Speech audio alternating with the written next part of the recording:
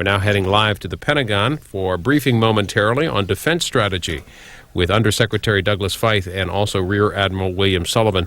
It should get underway in just a moment.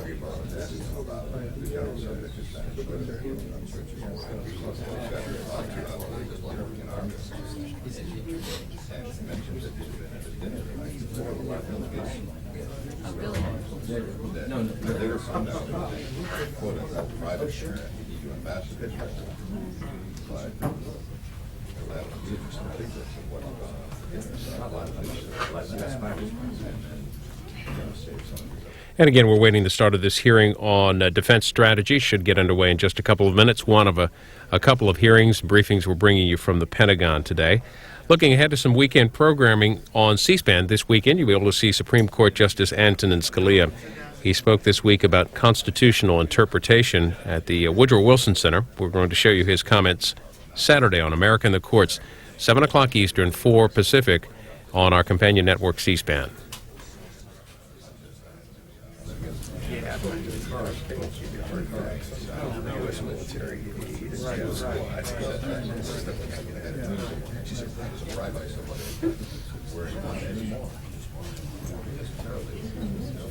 There's a travel warning out for Guatemala. I think it's like, and then the next day,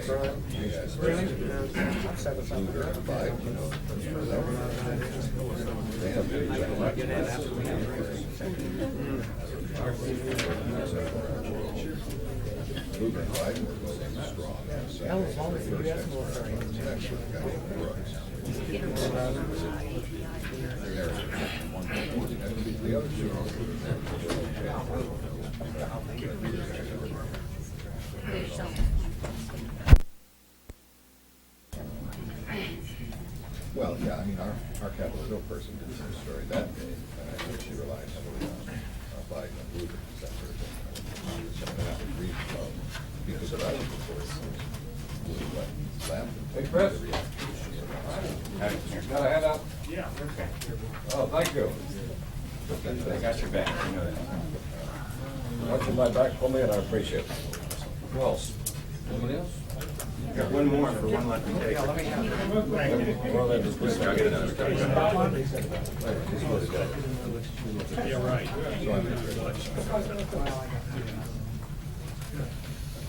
I think we're I got a whole boat right there. Sorry, Indian give her.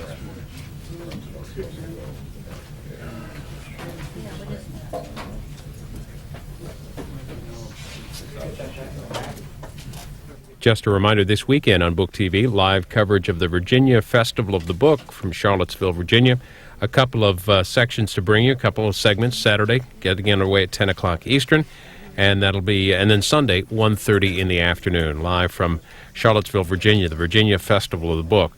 Also a reminder this weekend afterwards on Saturday with former White House Press Secretary Ari Fleischer. He's interviewed by Baltimore Sun editorial page writer Karen Hostler. Ari Fleischer has a brand new book out called Taking Heat. That's Saturday here on C-SPAN 2's Book TV.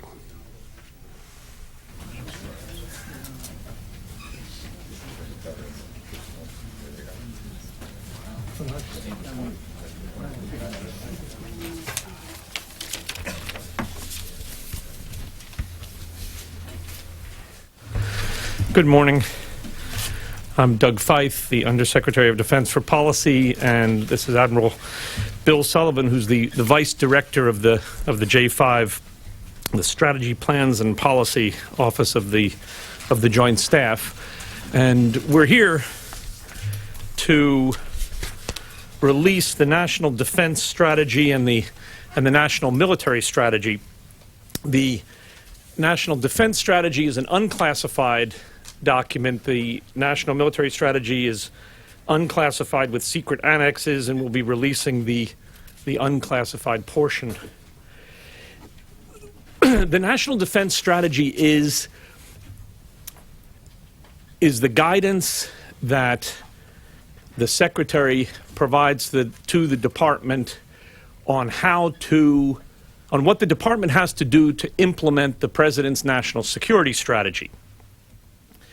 The National Defense Strategy also serves as the foundation for the Quadrennial Defense Review process.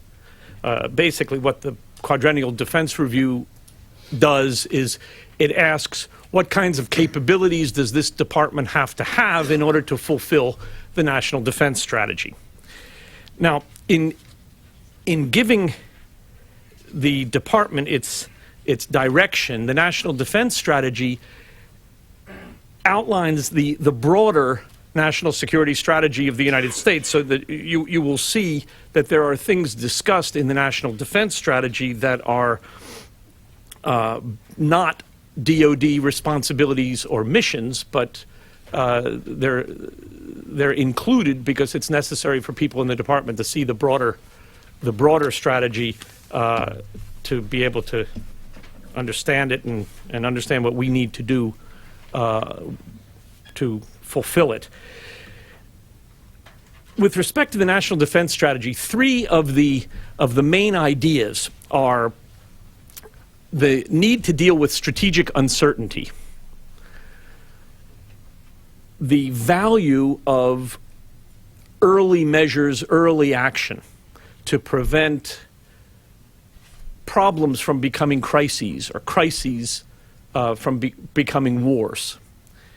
And third, the importance of building partnership capacity so that we can work with other countries and get things accomplished in the world that we can't do by ourselves, or we can't do as well or as efficiently by ourselves as we can through working with other countries.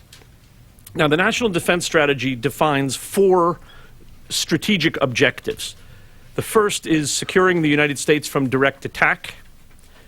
The second is securing strategic access and retaining freedom of action for key regions and lines of communication and the global commons. The third is strengthening alliances and partnerships, and that's where this building partnership capacity idea is so important. And the fourth is establishing security conditions conducive to a favorable international order. And that's where we deal with the issues of key countries that are at, as we put it, strategic crossroads, or at points where they're making decisions of an important strategic nature. And the defense strategy reaffirms the four concepts that were the framework for the Quadrennial Defense Review of 2001. Assure allies and friends, dissuade potential adversaries, deter aggression and counter coercion, and defeat adversaries.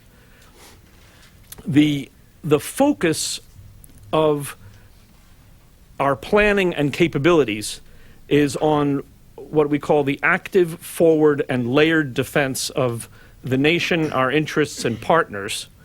And there's a focus on early measures, or what we call preventive measures, that are a critical component of active layered defense. And I want to stress that the term preventive is not the same thing as preemption. Preventive measures are things like the security cooperation that we do, the forward presence that we maintain, stability operations, non-proliferation initiatives like the Proliferation Security Initiative. These are all actions that are taken to prevent problems from becoming crises, as I said, and crises from becoming wars. The National Defense Strategy talks about what the United States is focused on doing in the war on terrorism. In essence, it is to help create and lead an international effort to deny terrorist extremist networks what they require to operate and survive. And the idea is that if we succeed in denying the terrorist organizations what they need to survive, we will have defeated them. That is probably going to be a long-term project. In the meantime, we need to deny them what they need to operate. To that end, the United States is focused on protecting the homeland, disrupting and attacking terrorist networks, and countering ideological support for terrorism. The United States and its allies and partners are focused on exploiting 8 categories of terrorist requirements that we have the ability to interfere with. So they are requirements, and they are also vulnerabilities for the terrorists. Ideological support, leadership, foot soldiers, safe havens, weapons, in particular weapons of mass destruction, funds, communications and movement, and access to targets. And now for a review of the key points of the national military strategy, I'll ask Admiral Sullivan. Thanks very much, Mr. Feith. The national military strategy takes the broad strategic guidance that is contained in the national security strategy and the national defense strategy and operationalizes that guidance for the services and for the combatant commanders. And I'd point out that these 2 documents that we're talking about today were developed in parallel as the Office of the Secretary of Defense worked through developing the National Defense Strategy. The OSD staff and the Joint Staff worked closely together to make sure that the 2 documents were aligned and synchronized and that there were no conflicting guidance contained in the documents. So we've worked hand in glove with the Secretary of Defense's staff in developing both of these documents. As I said, the military strategy operationalizes that strategic guidance and provides the combatant commanders and the services with information that helps them conceptualize what the capabilities are that they need to build within the forces in order to operationalize that strategy. It talks about protecting the homeland, about preventing conflicts and surprise attacks, and about prevailing in the event that we actually need to get into conflict.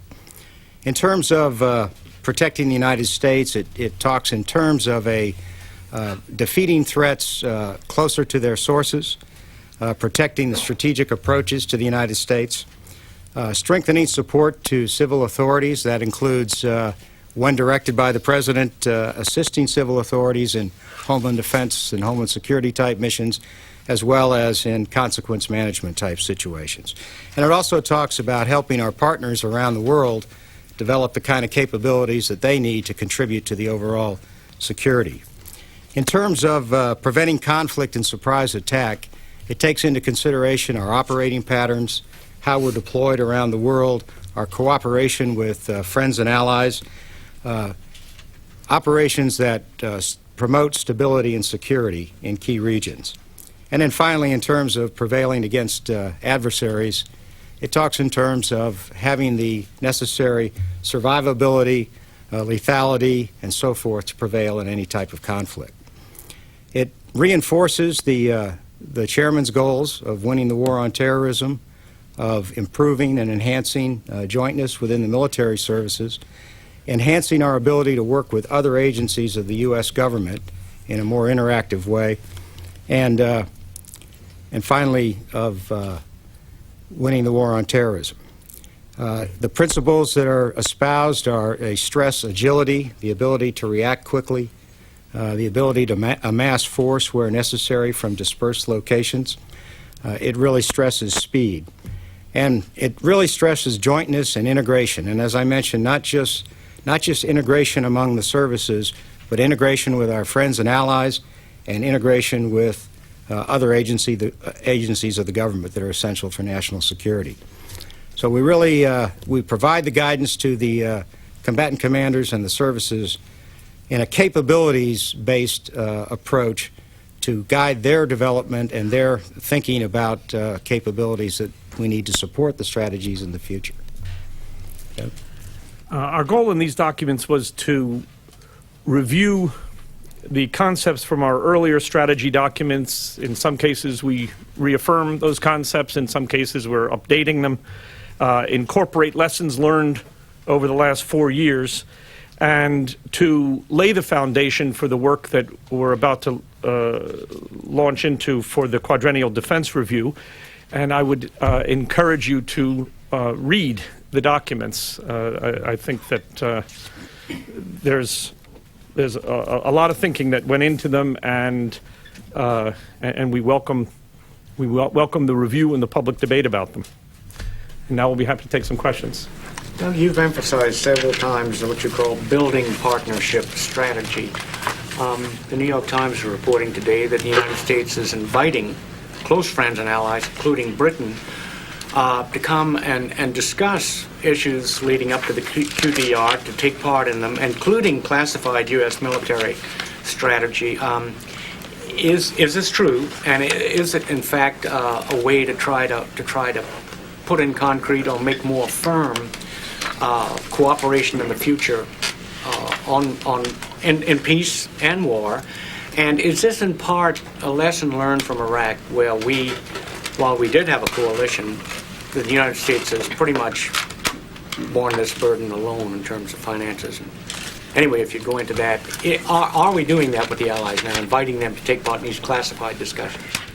We do a lot of work with allies in the operational area where we are sharing classified information, and that's an element of coalition warfare. And we want to be able to work with our allies not simply in operations, but also in the development of strategy. One of the things that came out of our analyses that we did in connection with these strategy documents was a recognition that much of what the United States wants to see done in the world for our own national security purposes, and specifically with regard to the war on terrorism, are things that can be done as a practical matter only by other countries. If you think about one of the key strategic or conceptual challenges in the war on terrorism, it's that we are fighting terrorist enemies who are present in many countries around the world with whom we are not at war.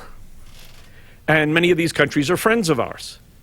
And the only way that action can be taken effectively against those terrorist enemies is if it's taken by the governments of the countries where they are located.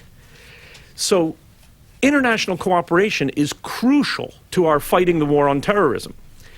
And we've given that a lot of thought. And in order to be able to work with other countries as we want to and see them take the kinds of actions that benefit them and us, we need to work with these countries on two main projects as we look at it. One is encourage, and the other is enable.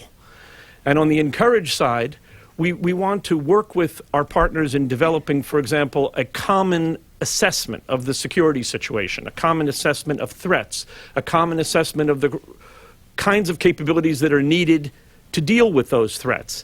And thinking things through strategically with one's allies and partners is a major contribution to encouraging them to work with us and do things that serve our common interests.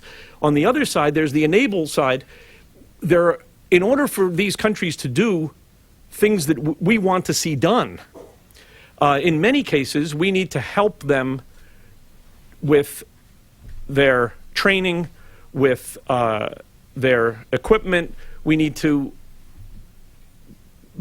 work with them in what's called security cooperation to give them the ability, and sometimes the ability that's needed is military, and DoD will have the lead. But in other cases, the abilities that we need other countries to have are in other areas, law enforcement or intelligence, or even in some cases civil administration. And the Department of Defense is not necessarily in the lead, but the U.S. government has an interest in helping enable these other countries to be able to do work with us. Well, excuse me, just briefly to follow up, i.e., are we beginning to cooperate more closely with these countries? I ask them to cooperate more closely with us, as in inviting Britain and others to take part in classified QDR discussions. Are we doing that now?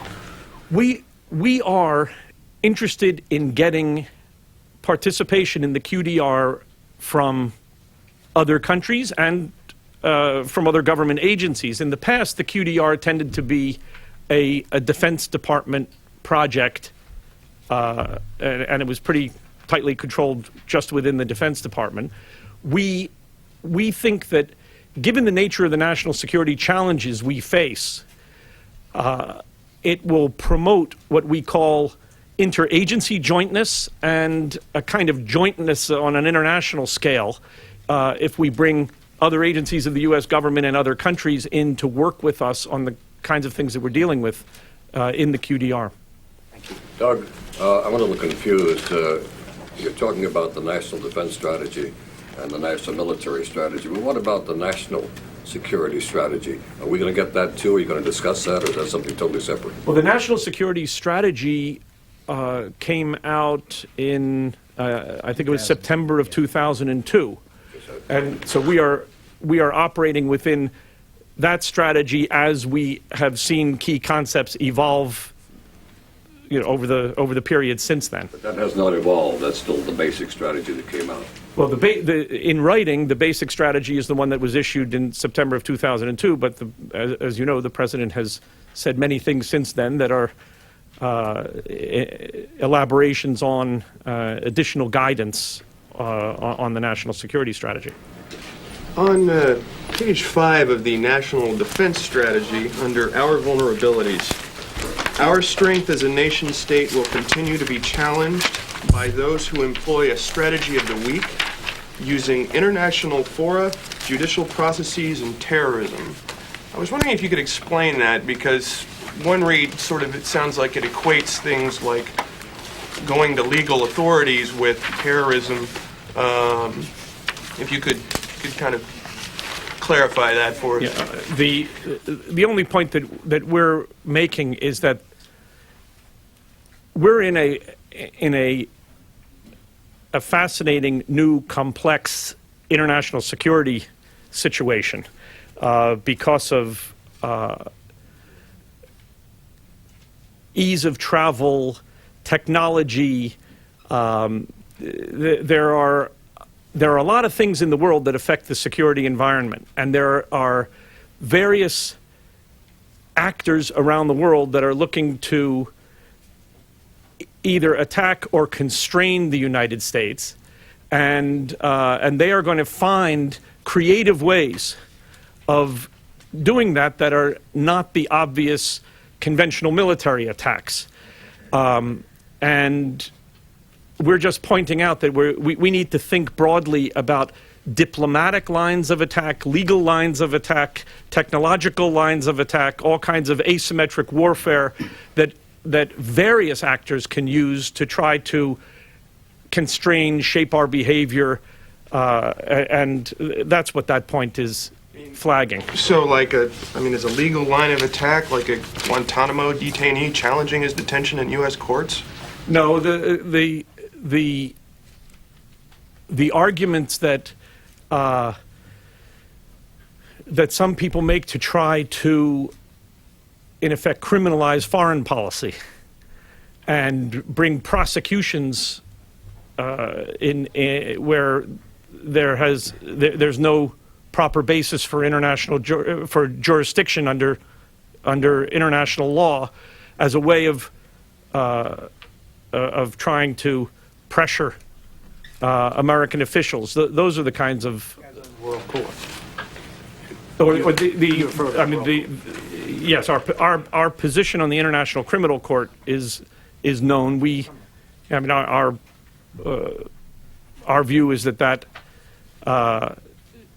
court should apply to the countries that have signed the International Court Treaty, and it should not be imposed on countries that have not signed that treaty, and we have not I think what that vulnerability become a really party. gets to is that if there are countries that don't share our goals, they may try to use established international fora to inhibit us doing what we need to do in our own national interests, and that's what that paragraph addresses. We do the same thing through, non-proliferation treaties, that kind of thing. Excuse me? Doesn't the United States do the same thing through through, say, a non-proliferation treaty, force other countries to? Countries all over the world are trying to influence other countries' behavior, and we're simply pointing out that there are countries that will try to do that with us.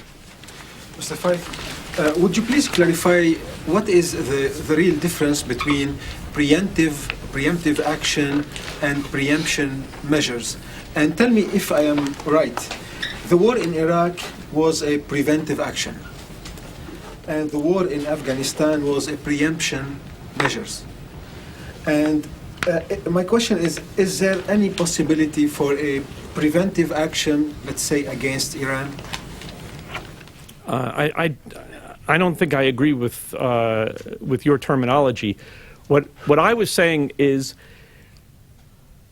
one of the key strategic messages that the Secretary is giving the Department through the National Defense Strategy is that people should be thinking not simply how to react to events when those events have already become big problems or wars, but what kinds of actions do we want to take now to help shape an international environment so that problems are less likely to become crises. And through early action, we can sometimes prevent a crisis from becoming a war.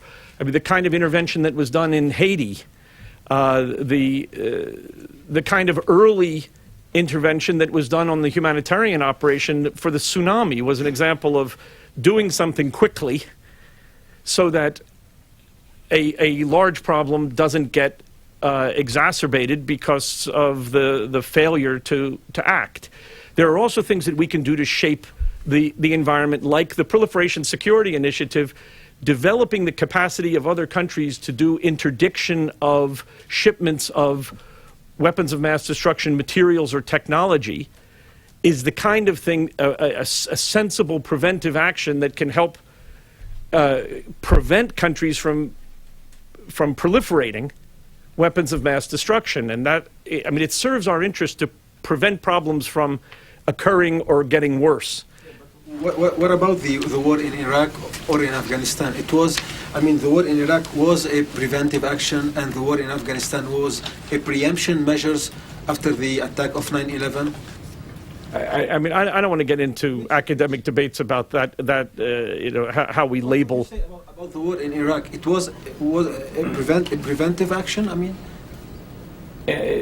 the war in Iraq, a way to take care of a threat that the United States tried for at least a dozen years to take care of through numerous other means, with resolutions of the Security Council and inspection measures and sanctions and various other methods that unfortunately did not remedy the problem. and my last question, don't you think that preventive action, it's not a new terminology in the international law? No, I mean, the concept that I'm describing of trying to prevent problems from becoming crises is certainly not new in the world.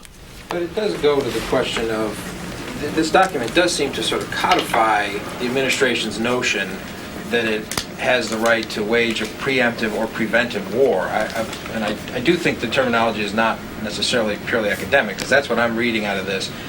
And I'm sort of curious your reaction to that. I mean, is that essentially what this document is designed to do? And secondly, you're talking about here the importance of alliances, but, you know, page 8, phrasing that I suspect some could put some hackles up. You know, in doing so, if deterrence falls short and we must go to military action, we will act with others when we can, which is a phrasing that I think irritated some people because it sort of had the notion of like, if we can, but if we can't, too bad. I really just want to get you to tell us what, if you think that is what this is sort of codifying, the idea of U.S. ability to wage, you can pick the term, a preventive war, a preemptive war, both, and how much this tells us we have to rely on our allies to do that. The president has the obligation to protect the country, and I don't think that there's anything in our Constitution that says that the president should not protect the country unless he gets some non-Americans' participation or approval of that. I mean, he's the president of the United States, and he has his obligations to the American people in the Constitution. I don't see the issue now. On the issue of our need to act, there are circumstances, and it's very well recognized actually for a very long time in international diplomacy and law. There are circumstances where countries have to take action in self-defense. And I think that a lot of the talk about this subject over the years to suggest that what has been done in this administration is somehow some major departure from past practice is just wrong and ahistorical. You believe that Iran is a terrorist nation and that it's building a nuclear weapon. So how does this strategy play into deterring that threat? This strategy, as you'll see when you read through it, does not get into the particulars of specific problems relating to specific countries. It lays out rather broad strategic ideas. There are concepts in here, though, about deterrence, defense, and as I mentioned before, shaping the international environment in such a way that that countries are going to be given, let's say, the incentive to pursue policies that will make them non-threatening members of the international community. And there are some countries that have taken those lessons, like Libya, and have decided that policies that they pursued for a long time in trying to develop weapons of mass destruction were actually not serving their interests. And we are hoping that a diplomatic approach, such as that the European Union is conducting with our support regarding Iran, will help persuade the Iranians that they are better off changing their policies on their nuclear weapons program. What happened to the goal of being able to fight two regional wars at the same time? Has that been dropped now as a priority as a result of this, or where are we? The past quadrennial defense reviews tended to focus on those kinds of ideas as a basis for deciding what size force the United States wants. And what we're doing with this quadrennial defense review is trying to focus first on capabilities and not primarily on what's called the force sizing construct. We're looking at what are the capabilities that the department needs to fulfill this strategy and allow us to do as a department what we need to do to fulfill the national security strategy. And then after that gets reviewed and thought through, and the various capabilities are balanced and the risks are balanced, then I think we will have a better handle on this issue of the force sizing construct than if we take the approach that was done in the past. So we don't know? So what's No, I'm saying that we're doing this in an orderly process, and what we've decided is first we're laying out the defense strategy, then we're going to do the assessment of the capabilities required, and from that we will get insight into the force sizing construct. And how does BRAC fit into this? Because aren't you dealing with some of your force structure issues with BRAC ahead of when you're going to be dealing with it through the QDR and that process? That's a very interesting problem. We have a number of things in this department that are long-term projects and that unfold over months or in some cases over years. And one can't stop everything in the department in order to do a study that feeds into one of these several long-term projects. We've got our global posture realignment. We've got our war on terrorism. We've got BRAC. We've got various capabilities-related studies to do. And they're all being done on a rolling basis, and there are major efforts being made, and I think reasonably successfully, to make sure that what we learn in each process gets injected into other processes that are going along on tracks alongside. And so the answer is we're trying to make sure that everything that is crucial to know to allow one of those processes to go forward is known in a timely fashion, but there's no way that we can say that we're going to shut down the BRAC process until we finish the QDR, or the QDR until we finish the BRAC process. I mean, they both have to proceed, and along with, as I said, a number of other of these long-term projects.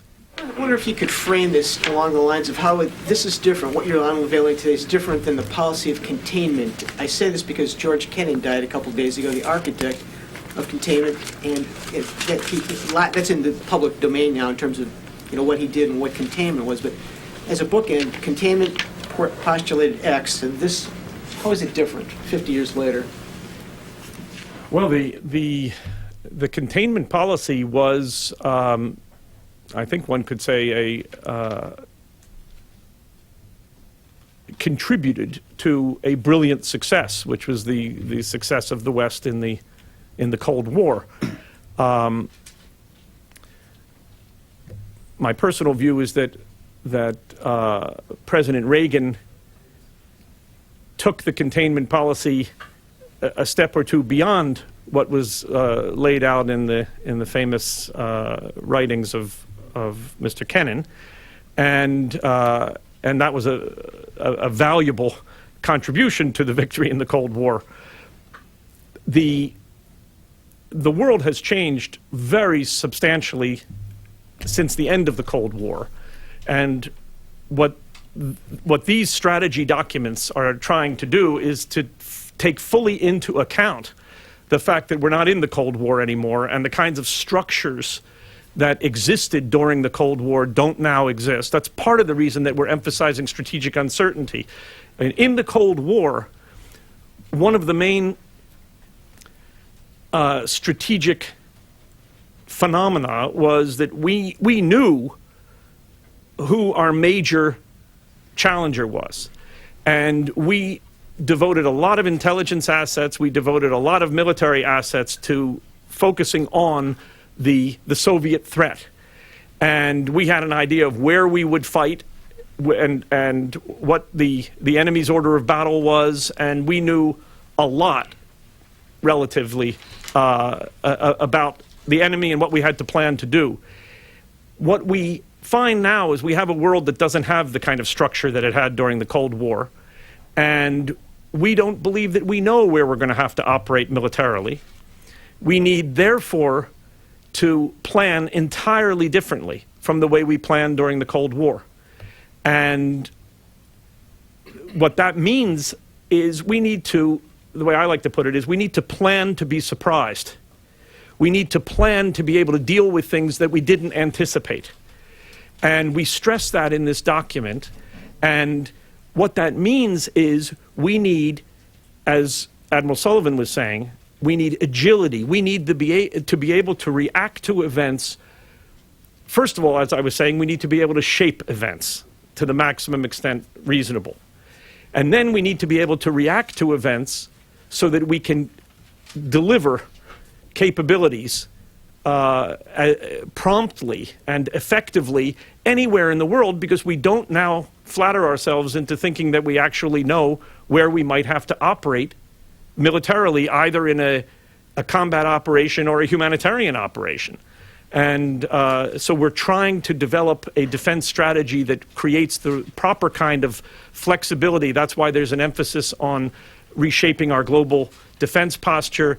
There's an emphasis on the kind of equipment that is easily deployable and properly configured for the kind of prepositioning that will allow us to move quickly. That's why there's the kinds of changes that General Schoonmaker is making in the Army on modularization. And there are an enormous number of practical consequences that flow from this concept of strategic uncertainty. And it's basically the main thing that distinguishes our world today from the world of the Cold War that you were referring to. Isn't there a much more proactive strategy, as in strike first if you need to, as opposed to a kind of a live and let live standoff that you had during the Cold War, that the enemy now, terrorist, i.e. whatever, won't let you live and let live. So therefore you have to use a more proactive strategy, possible military attack. Well, if you look at the war on terrorism, for example, it is clear to us that there is enormous importance to the capture and kill operations we do in the war on terrorism, but they will not allow us to win the war. The only way we are going to win the war on terrorism is, as a country, by dealing with the ideological support that the terrorists get. Now, this is not a Defense Department mission, but the U.S. government recognizes that to have a winning strategy in the war on terrorism, we're going to have to address what it is that allows the terrorists to recruit and indoctrinate new terrorists. And the kind of work that we need to do in the world as a government, and the Defense Department only has a slice of this large responsibility, but the work that we need to do as a government to win the war on terrorism does require activity as opposed to just reaction.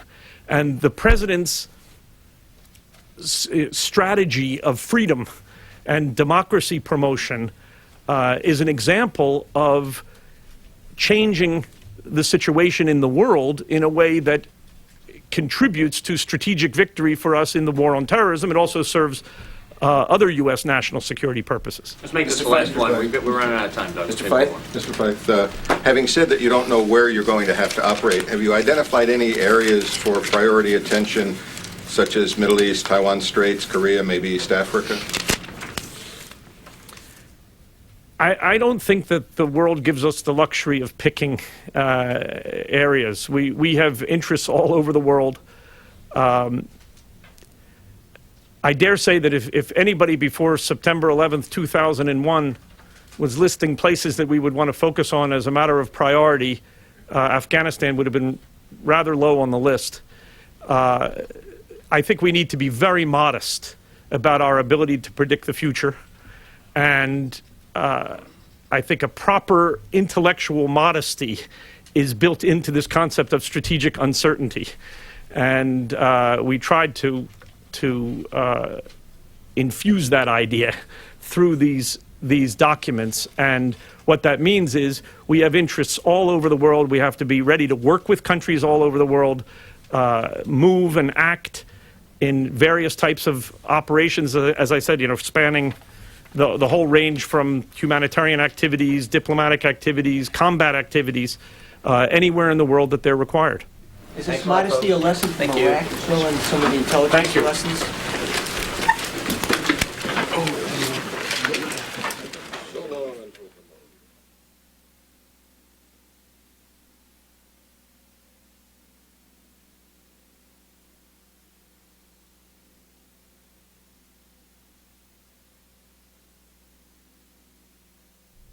The House and Senate have passed separate budget resolutions for fiscal year